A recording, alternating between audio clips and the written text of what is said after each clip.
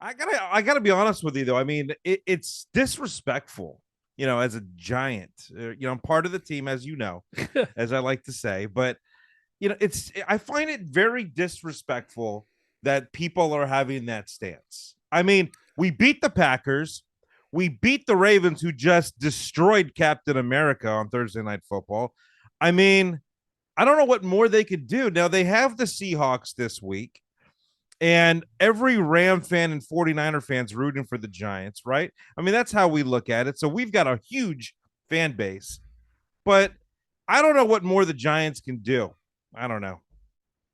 I mean, it does. It's fun to talk about what teams that get lucky. Teams that are overperforming. They're getting lucky in the win column, I guess, because they're getting outgained. They're doing things that aren't sustainable, like stopping teams on third down.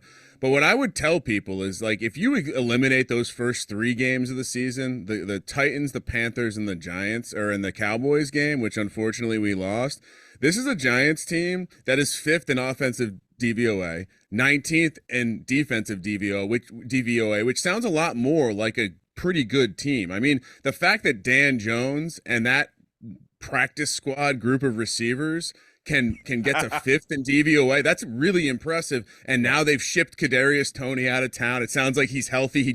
The word on the street is he could not learn the playbook. So shout out to the Dable and Shane for getting him out of here, because they're clearly building a culture. But that's the part that you can see. The football guys, people that played the game before, they appreciate what's going on. The spreadsheet nerds that love to look at analytics, they're the ones that are saying, hey, this team is this full of crap. They're lucky. And so, you know what? At some point, maybe they'll get their ass kicked by the Seahawks this weekend. But it's a tough spot.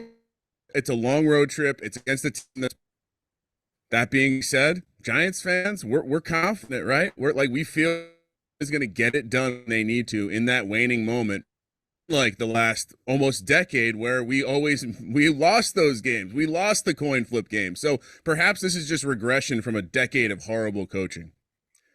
Yeah, it could be that. I mean, we get a couple good draft picks, but trade deadline's coming soon, and you're seeing a lot of teams that are in contention. Let's just say, teams that should do very well going forward. Eagles are making moves. I mean, it seems like a lot of teams are making moves actually, and the Giants are just giving away talent, getting some draft picks. But right now, this is the best season they have had in over a decade. So you would assume that they are going to do something real soon. Like they're going to strengthen their defensive line. Maybe with Neal out, they got to maybe put someone there. They got to find some talent, man. And they also, I think they need another receiver. And there's guys that are available right now. There's guys that they could do deals with. So what do you look for in the future here? The near future. We're talking days for the Giants. I feel like most of this is like an NBA thing that's leaking into the NFL. These trade deadline deals, like 5, 10 years ago, they weren't happening at all. And I would dare you to go back and find me an example of one of these mid-season football deals that turned out well. Football's different than other sports. It takes a bit to get assimilated into the team.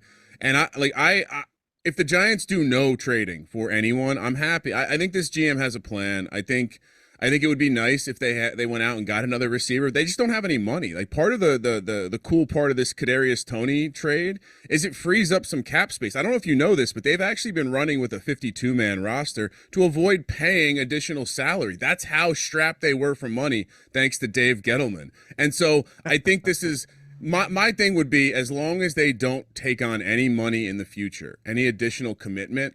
I like what Joe Shane, the plan is to clear the cap and, build through the draft, build through their guys.